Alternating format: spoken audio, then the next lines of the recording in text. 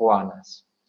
Las fosas nasales, tanto lateral como medialmente, sus paredes son óseas, pero su recubrimiento es mucoso.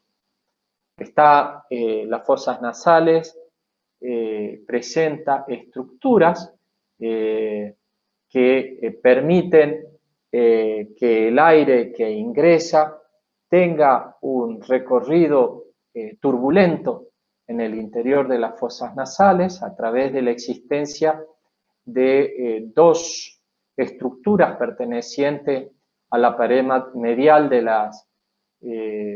las masas laterales del etmoides, que son el cornete superior y medio, mientras que por un hueso específico de la cara, que es el cornete inferior. Eso permite que el aire que ingresa cree un flujo turbulento y permita que se purifique a través de la existencia de un epitelio especial en la mucosa de ciertas impurezas del aire inspirado. A su vez, también las fosas nasales se comunican con cavidades que permiten modificar y tonificar nuestra voz, de manera de darle este timbre más armónico que tiene la voz humana y que no tenga un timbre metálico. Esas cavidades, entre otras funciones, como son las de disminuir los pesos, el peso de los huesos que forman la cara, se denominan senos paranasales.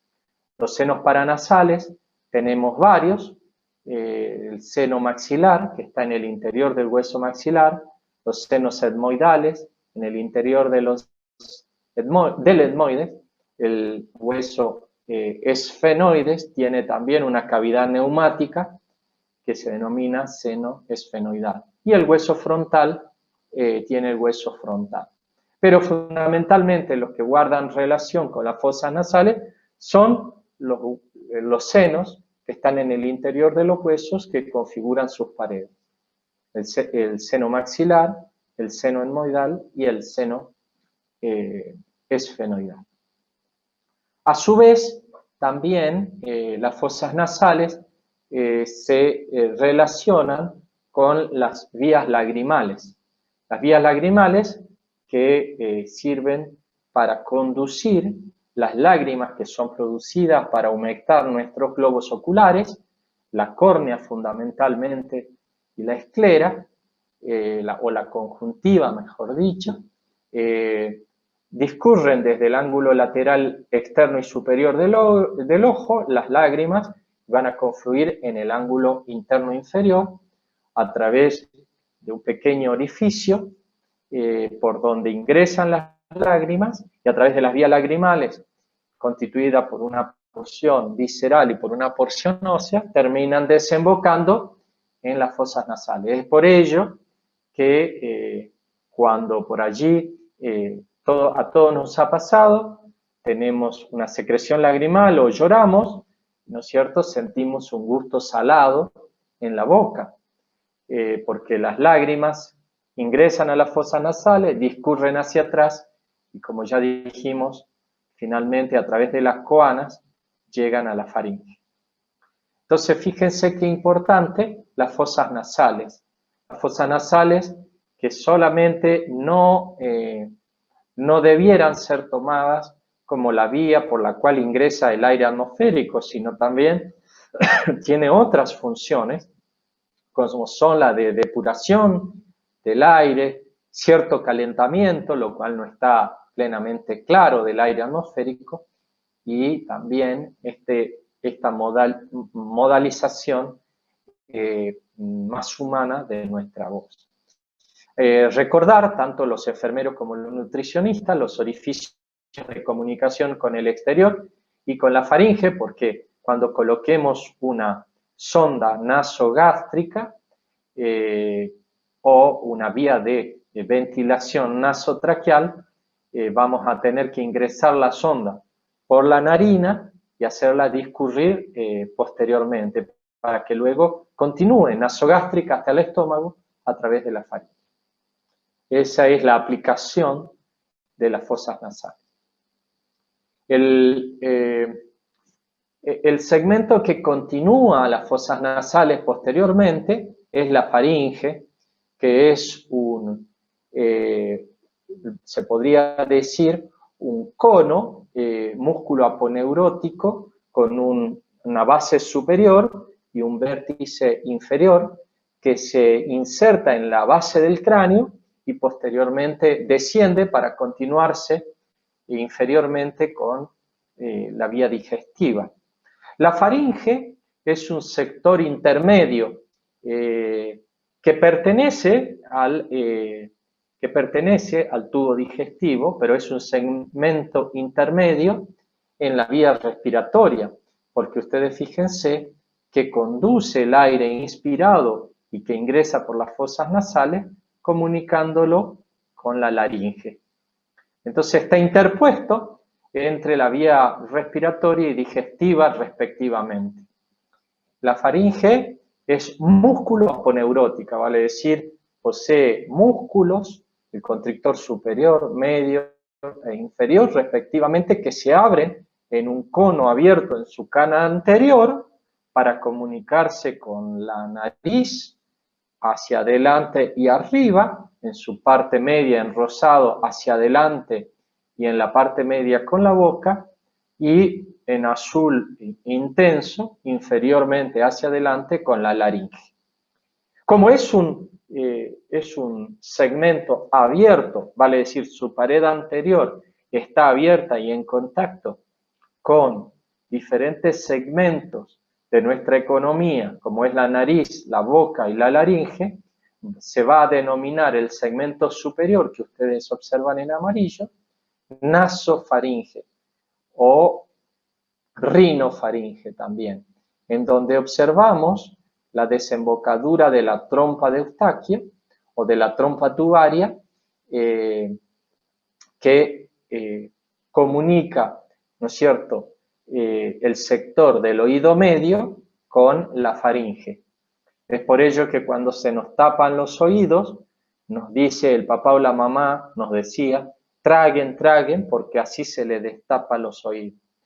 Vale decir, estimulamos la contracción de los músculos de la faringe y tratamos de igualar la presión entre la faringe, que está abierta al medio externo, y la caja del tímpano o el oído medio. Fíjense qué importante la rinofaringe. A su vez, la rinofaringe está comunicada hacia adelante por unos orificios con las fosas nasales, como dijimos. Inferiormente, en su sector intermedio, tenemos la orofaringe, bucofaringe o cavum, que es lo que nosotros vemos al abrir la boca en el fondo, ¿no es cierto? Vemos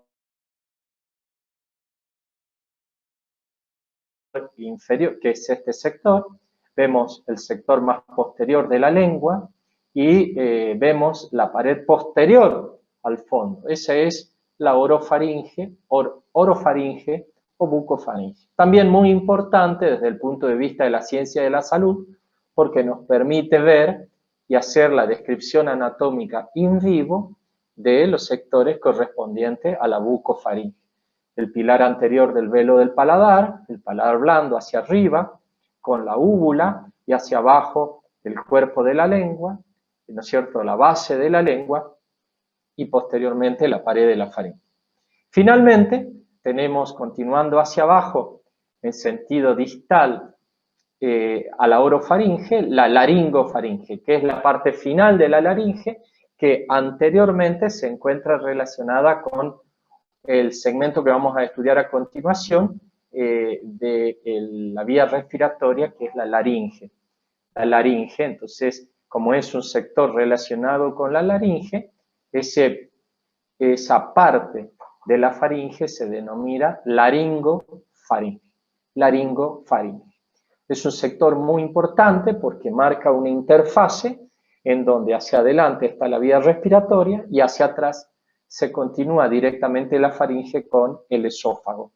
De ahí la frecuente posibilidad, gracias a Dios no tan frecuente, por suerte, de que algún segmento o algún fragmento, mejor dicho, alimentario o líquido ingrese a la vía respiratoria, con la consigue que iba destinado a la vía digestiva, ingresa a la vía respiratoria porque no hemos cerrado adecuadamente la vía aérea y nos provoca tos.